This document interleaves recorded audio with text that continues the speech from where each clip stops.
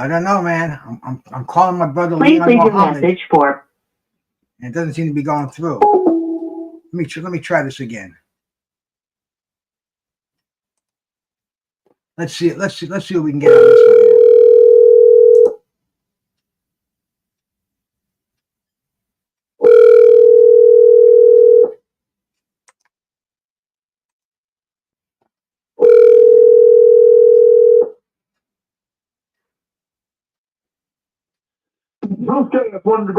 There he is, brother Leon Mohammed. Salute, my man. What's happening on this beautiful Sunday afternoon, brother?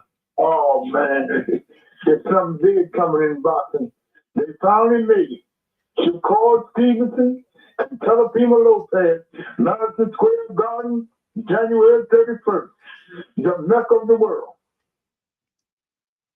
How'd that go down, brother Leon? Hey, shout out to my sister Lady Chan out there, man. I got a legend in here with me, man. I got Leon Mohammed, Hall of Fame advisor, trainer. I mean, this man has been where no man has gone before in boxing. Leon, tell me a little bit about this fight. How did it get together, brother? Well, what happened was you predicted that Turkey Chief was the garden. See, the problem, he couldn't get the garden. Aaron got the garden because Aaron got Telepima Lopez. Shakur Stevenson is not with nobody, but he's going to work with Lou and Turkey Chief. But Aaron has Telepima Lopez. So Aaron is involved. He's a Jew, and the Jew own the garden. Not being personal biased, but it is what it is. So Aaron came to the agreement. He got 3 fights left with Telepimo. He might as well get paid from Turkey Chief and co promote the fight. And then Shakur Stevenson people, the money was there. They're gonna take it and run because he hadn't fought since July. It'll be over 6 months when the fight come off. The Madison Square Garden, the mecca of boxing, too, brother. That's the big stage. It's history. And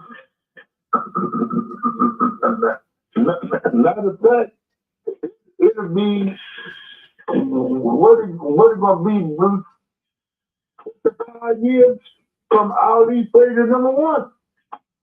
It's going to be on March 7th? No, it's going to be January 31st. Madison Square Garden. Less than 90 days. You know you're at ringside for that one, my brother. Well, Bruce, it depends on how I feel. If I feel good, I'm going to be around the hotel the week of the fight. I'm going to be around. You know, Bruce, I'm going to let my son and his people go. You know, I may go to the press conference. I'll go to the press conference, but you know, I'm letting my grandson. You know, they're doing their little thing. He got a couple of 4-round fighters he's working with, a couple of 6-round and my grandson. So I'm gonna let them get part of the life because one thing, Bruce, I'm 82 and it's their time.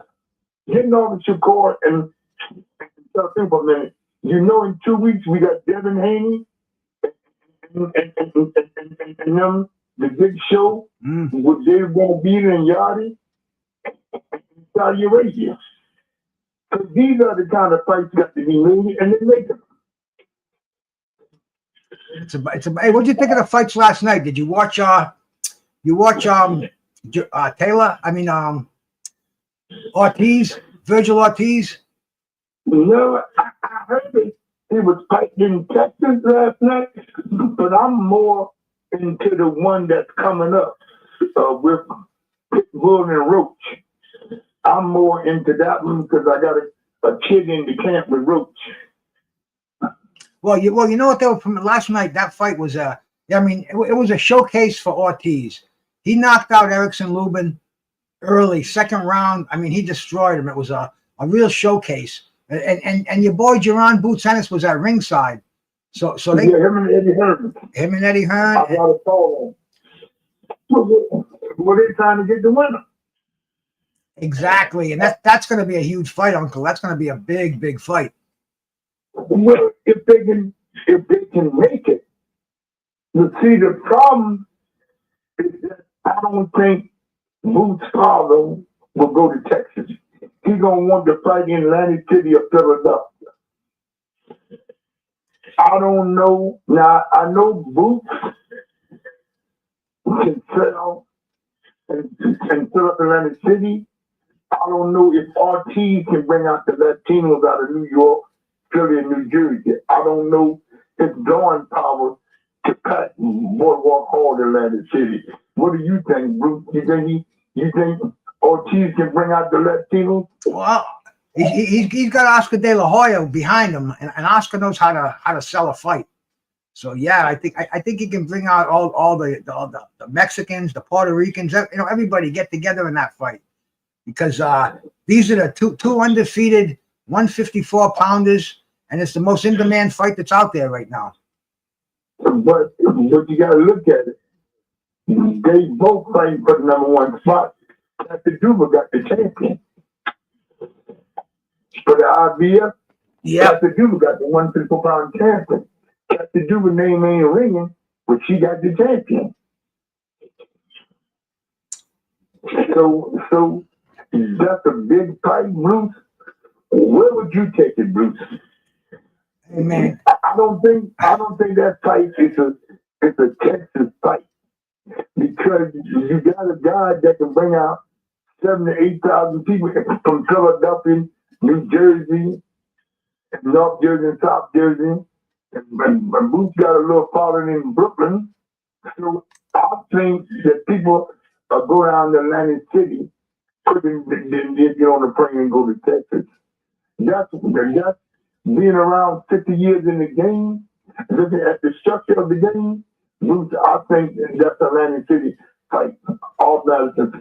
I don't think that fight will do good in Madison Square Garden.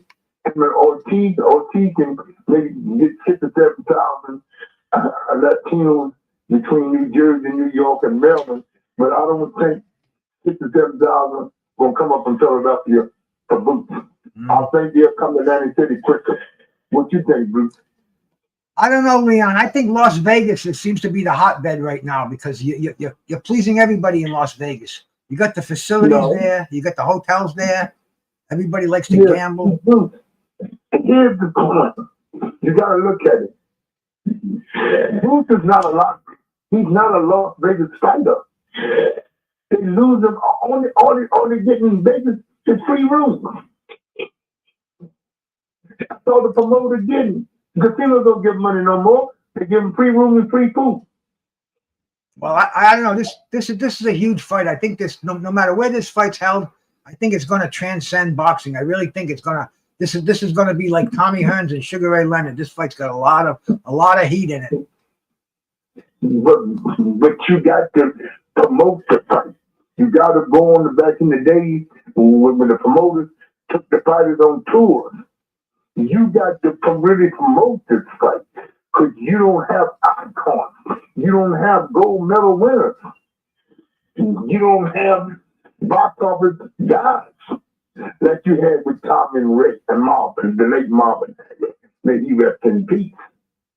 So you got to look at it. I want your people to look at it. You people talk about Vegas. Vegas is not that hot. Because if Vegas was hot, Chuck Chief would have went back with your core and Telepimo. But they know Telepimo is a Latino and he's a New York guy. He's not a Mexican, he's a Puerto Rican. So his strength is on the East Coast.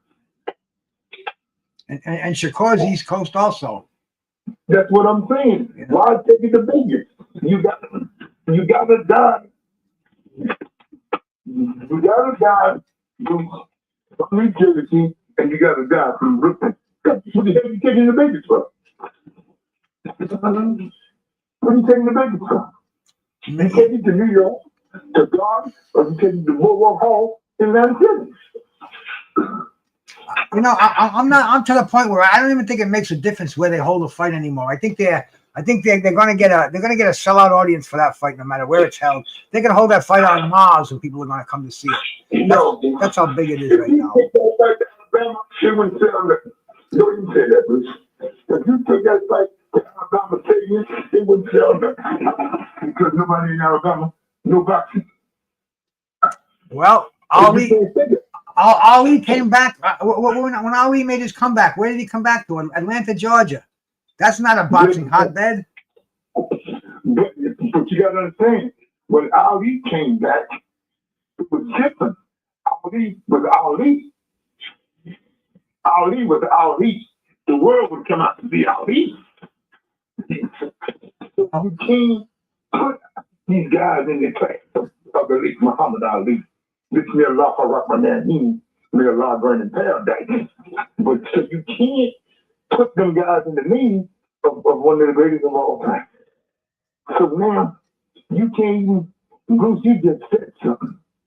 Not contradicting me, but I'm going to act on what you said. You can't put Booth and Victor Ortiz in the class of Tommy and Ray because you don't have, neither one of them have a gold medal. Why this fight is going to sell with Calipimo because Shakur has that triple medal and Tio got a medal for his father's country. So you got two medals. That's helping the fight. So when you don't have, you just have a couple guys that went to the national. I don't think Austin can pull this off. You got more faith in Austin than I do. And Bernard is from my neighborhood. I just don't have faith in them on this fight. I think Eddie and Kevin will have to do all the right. Eddie and Kevin Rooney Jr., he learned a lot from Gus as a kid. He learned a lot from Jim Jacobs and Bill Gaten, Bill Chapin in their office with Kevin Rooney while they making deals. I think he learned a lot as a youngster sitting in the office playing with his toys. So he's very valuable today than a lot of them guys think he is. How is Kevin Rooney doing these days? Have you heard anything? And the last time I spoke with his son, he said his father is holding on. He's much better, but he could be better, but he's thankful his father's still here. Last time I talked to Kevin Jr. a few months ago, I saw him, we were walking down the street together in New York, and we were talking about the old days. You know, a bit of trust. He learned a lot. You know, Eddie trusted him. He with Eddie.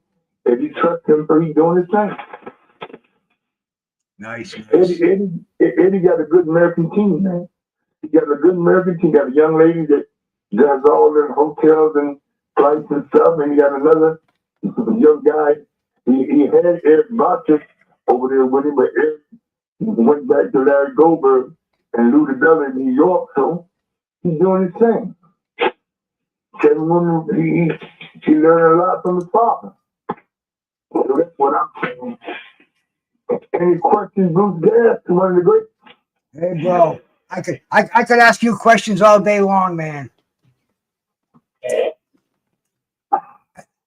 You ever hear anything from Riddick Bowe anymore? You know, I talked to Riddick Bowe about a week before I went to Vegas. He was supposed to come out, the guy that was bringing all us out. It was a misagreement because Riddick Bowe wanted to bring 4 or 5 people. He said, champ, I'll bring you so you can hang out with Lennox Lewis and Holyfield and all of them. But I ain't bringing out a bunch of people. So Bowe didn't come because Bowe is Bowe. And he should have been there for the Crawford fight because all the former champions was there. All the current champions was there. So, and you know Timmy's situation. So Timmy should have been there, but due to the circumstance, you know, everybody ain't gonna bring a bunch of people. They'll bring you, but they ain't gonna bring a bunch of people. I'll leave it like that. That's why. But I did talk to Bowe, like the early, right after Labor Day in September. Me and the guy, we was talking to Bowe trying to get him to come out for the Crawford fight, but it didn't work out. But it's not, you know, he's a little slow but he got his whip. And I tell you who I haven't talked to in a while. It's Michael Spinks. I need to get hold of him. I haven't talked to him in a while. Man, I'll tell you. Any word on how Iran Barkley doing? I saw a glove up on the internet, a glove signed by a bunch of people, and the proceeds are going to go to Iran Barkley. So I don't know how well he's doing right now, bro. I don't think he's doing too good. But because they're doing Iceman Scully is doing a fundraiser for him. Get him some money. If they got a date on it, Boogie, can you get hold of Iceman Scully? I'll find out and I'll definitely get back to you because you definitely want to get involved in that one. Yeah, I'll get involved there because let me tell you the reason why, Boogie. Tell your people the reason why. When Iran Barkley was champion, I was on hard times. I was at war with Don and Butch and Am. Iran Barkley took care of me. For the Duran fight, he took care of me. For both of the Tommy fights, he took care of me. Iran was good to me. I mean, I got to do whatever I can to give me some help because Iran was all right with me. He's a good guy, man. I think his nephew. I don't know if his nephew looking for him. His nephew got a Super Bowl ring. The running back for Philadelphia Eagles. I don't know, but you say Iceman Scully is sponsoring it? Yeah, Iceman. Well, Iceman's auctioning off the glove. So I mean, we got to take care of those old fighters. You know that, Leon. Yeah, because those guys paved the way for a lot of these new guys. And I was saying to a guy this morning out of Oakland, he's doing something big the night before Teleprimo and Shakur, that Friday night. We're going to do something big in New York for both of the fighters, and we're going to send out an invitation. We're going to have a big party the night before the fight, Friday night. We'll bring all the New York champions, Junior Jones, Lonnie Bradley, Evan Superman Davis. We'll bring them all out. I'm going to call Swartzy because Swartzy got the number on everybody. Yeah. Swartzy. I got to get a hold of Swartzy. I haven't talked to him since we lost Eddie Post. May he rest in peace. There was a guy that would have been around for this fight. The lady Eddie Post. But, it's really a blessing, Bruce, to have been in this game 60 years and still be here. Virgil Ortiz, is he with Austin Bernard? Yeah, he's with us. He's with Golden Boy. Yeah. Hey, Leon, let me thank people that came in here. We got a bunch of people in here. Let me shout them out, okay? We had Lady Chan was the first one in here. My brother Justin James, thank you much for coming in here. Let's see who else we got in here. Talib Cunningham, thanks, brother. Just me and my dogs. My brother Chris from Ireland, man, thanks for coming by. Yankee Kyle, always supporting the show. Thanks a lot for putting out that for sharing it with your people out there, man. Get a crowd in here, man. I'm talking to a legend in here, man. Legal UK Medical Cannabis, my brother. My brother, salute, man. How are we doing out there, man? You hang in there, brother. Thanks for coming in here, man. Wheelchair John, my main man out there, always enjoying boxing. My sister, the lovely Denise Wards. Thank you so much for coming in here. I got Leon Mohammed. Hey, Leon, on Tuesday night, I've been doing trivia on Tuesday. I'm gonna do Philadelphia fighters this week. You got any good Philadelphia stories? You're going to my town, man. You got any good stories from Philadelphia, brother? Well, we got all the greats out of Philadelphia. Danny Briscoe, Charlie Scott, Smoking Joe Frazier, Matthew Saad Muhammad, Charles Brewer, the great promoter Russell Peltz on the legendary Blue Horizon, my dear friend Russell and Miss Linda Peltz, my dear friend, the promoter Russell Peltz, all the great fighters, Cyclone Hart, Jesse Hart's father, all the great Phillips fighters starting at the top. The late Smoking Joe Frazier from Beaufort, South Carolina. A lot of greatness. And the Olympic gold medalist, 1984, Mildred TNT Taylor. Oh, yeah. So we got a lot of great Phillips fighters from yesteryear. Even we can talk about Sonny Liston, who lived in Philly for 4 years. The former late heavyweight champ of the world. What is it? What is it with Philadelphia, Leon? What's the magic about that city? It produces more champions than any other city in the world. You know, because Philadelphia, you had to fight in the gym every day. It wasn't no easy grind. You had to turn it up in the gyms in Philly. Philly, you know, it was one of the middleweight capital of the world. All the great middleweights came out of Philadelphia at one time. I mean, you can talk about the former champion, the Italian boy, that was champion. The Italian boy, that Luduba had.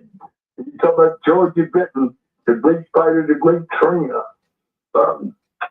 The Italian boy that was middleweight champ for the world. Vito Antifermo. No, not Vito. Vito was from New York. You talking about Mike Rossman? No, Mike Rossman, the Jewish Italian kid bomber, the Jewish bomber, he was from New Jersey. All right. But Russell Peltzer promoted out of Philly. Hey, Quarry came out of Camden in Philadelphia. The Italian boy that was middleweight champion in the 60s.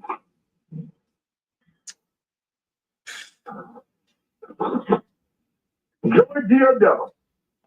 Joey Giardello. Okay, man. Okay, you got it. Hey, I got a question. I got a question out there from the audience, man. My brother Chris. He wants to know, Leon, who is your favorite boxer?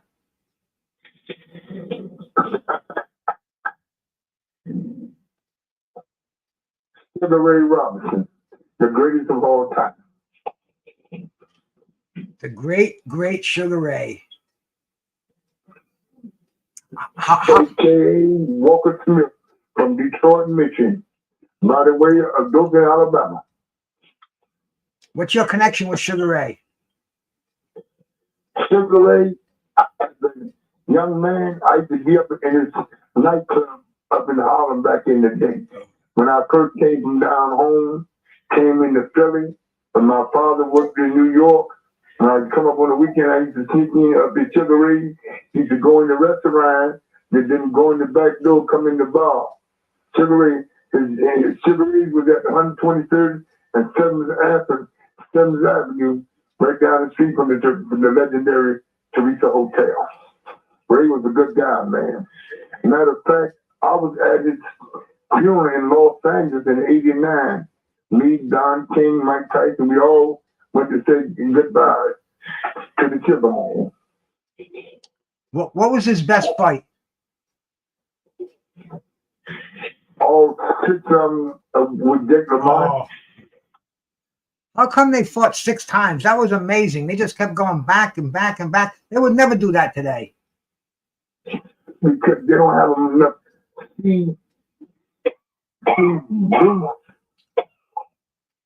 You said something a while ago, and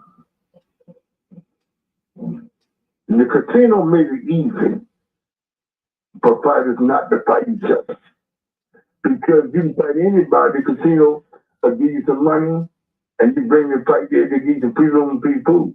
Back then, the promoter had to scramble to get sponsors and put up money for the fight themselves. Now they get money from advertising, the casinos, and sponsors. So back then, the 2 biggest names fought each other because they know they'll draw a crowd. Because Jake had all the Guineas, all the Italians, and plus Frankie Carbone ran boxing and Blackie Delambo. And Ray had all the black major players, the congressmen, the senators, that when he was coming into the civil rights movement, Ray was very popular. These guys today, they couldn't even spell 6 fights in a row. You think boxing is crookeder today, or was it crookeder back then when the mob was involved? Well, I'm gonna say this: the fight game was better when the mob ran it, because you got good fighters. You fighters fought good fighters fought great fighters. Fighters today saying great, but you can't be great if you don't fight nobody's great. The last of the great fighters is gone in the 80s.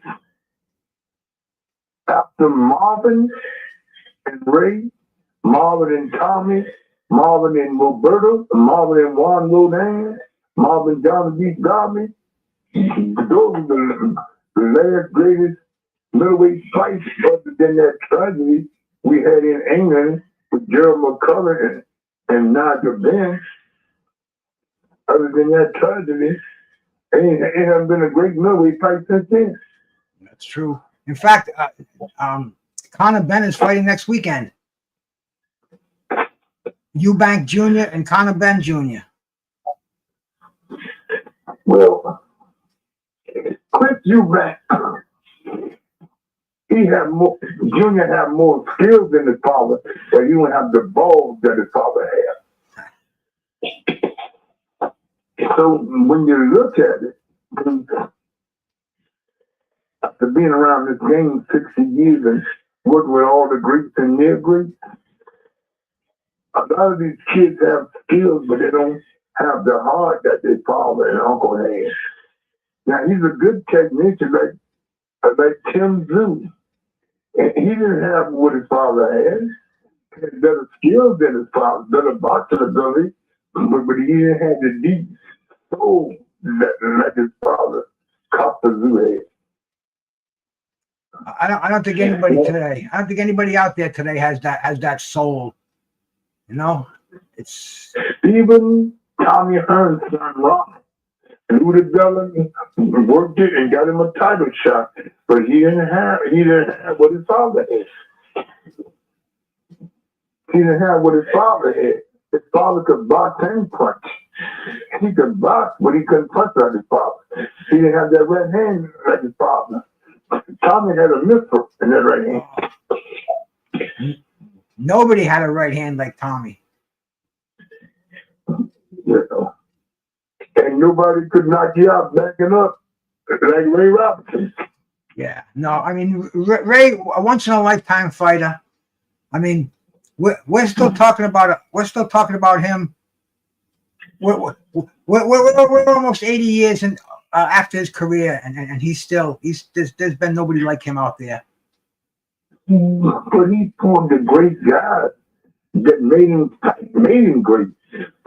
My dear friend, the Onion Man, Carmen Padillo, and Rocky Graziano. Those guys could fight, man. Those guys that knock all those guys and these guys out today from the graveyard. That's how great them guys were. And the guy that died in the plane crash coming over here, Marcel Sedan, great middleweight contender. You know what I'm saying? And when you hear guys like George Diagela, Carmen Virgilio, the great late Rocky Marciano, those guys fought everybody that was available at that time. And nobody hit you with that left hook like Smoking Joe and Jersey Joe Wilcox, the late former heavyweight champion of the world. That's facts, brother. It ain't like it. Go ahead, Bruce. No, I'm just saying it's not like it used to be, but that's why we got veterans over here reminding us how great boxing was, and maybe it can get back on that stage once again. Maybe it can happen again. You know, and it all comes down to the team, the location. People don't realize that you can't just throw a couple of pugs in the ring. It's a production. See, Bruce, you gotta. These promoters got to stop that business. put your best fighter against the next guy's best fighter. Work it out. If it's 2 fights, work it out. Because you can't put, like you just said, you can't put this guy with a nobody. And I mean, even though I was out there coughing for my guy, I was out there for the fight. But, you know, his greatness is he fought a great Mexican. He got nothing, he got boxing, and became champ of the world through full-time champion, undisputed. But look how long it took him to make the fight. So, I mean, when you look at the ramification of it, these promoters, it's, you know, non-fighters fought everybody. Sam's early fighters fought everybody. But today, Bruce, these guys don't want to fight. Well, you know what it is, Leon? They're afraid to get that O on their record. And it really doesn't mean shit. A fucking O. If you have a good O on your record, that's going to put you in high demand. You know what I'm saying? They're afraid to get that. They want their records like Floyd and like Marciano. They want the 50-0. They're all chasing that. 50-0 don't mean nothing. I know that. Because when you look at it, I'm going to say this. Floyd is Floyd. Whatever he do. But I said it to you before. I'll say it again with all the people in the chat room. I still think on a good night, his Uncle Roger would have knocked him out. That's my opinion. People can say I'm crazy. But people underestimate the Black Mama was a hell of a fighter. The Black Mama. You know, I can't get the sight out of my mind with Rocky Lockridge knocking out the Black Mamba. Well, you know, there's a lot behind that. That was a fight. Lou made that fight because Lou had Rocky Lockridge and Georgia Benton. They timed it right. He rushed in, Rocky caught him. You know, it is what it is. But Bruce, you notice, and go back and look at the tape. All the Mexicans that came at Roger knocked them all out. Oh, he was the Mexican assassin. He used to wear the black sombrero in the ring. Yes, he did. He would knock them out. So that's how it goes, brother. So, you know, Bruce, we've been around this game a long time. And I've been around this game 60 years. I've seen some great fights, Bruce. But when you talk about the great middleweight fights, you got to talk about Iran Barkley, his 2 fights. You got to talk about the great. You know, people don't talk about Michael Nunn because his personal situation. But I would say this not because I know Mike. Mike was a great writer. And even our buddy, the Magic Man, Martin Marlon Scott, great fighter. What some of the great. I'll tell you one of my greatest knockouts I've seen was Michael Nunn when he knocked out Sambu Kalimbe with that big first round. In the first one. Oh, it sounded like a shotgun went off. Yeah. Michael Nunn was a great player. Yeah, he was. I talked to him a couple of years ago, and when he just got out of prison. And a real nice guy, real open about everything. He told us the mistakes he made, and very, very humble. And it's too bad that the prime of his career was spent in jail. You know, Michael Nunn, he's almost an afterthought in the middleweight division, but he could have been one of the great ones, man. Well, Bruce, when you and I said this on your podcast. I said on TV, video, whatever microphone I was in front of, I've always said what my teachers have told me. Ma Lancey said it's never personal. It's always business. And you're only good as your team.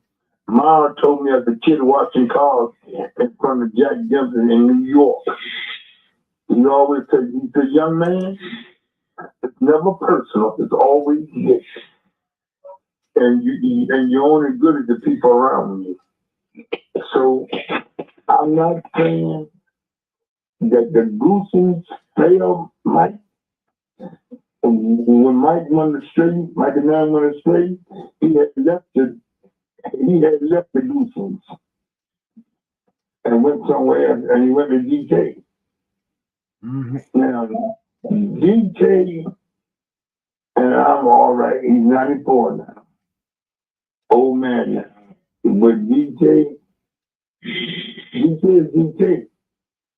But Am, all the great military plays, Am did. Hey, let me shout out my brother. Let me shout out my brother, KO Boxing, breaking news man from Omaha, Nebraska. Salute to you, my bro. John McSmith, my man, out there, man. Hope you're hanging in, brother. You know we're talking to the great one out here tonight, man, Leon Muhammad. Leon, I got a question out there for you.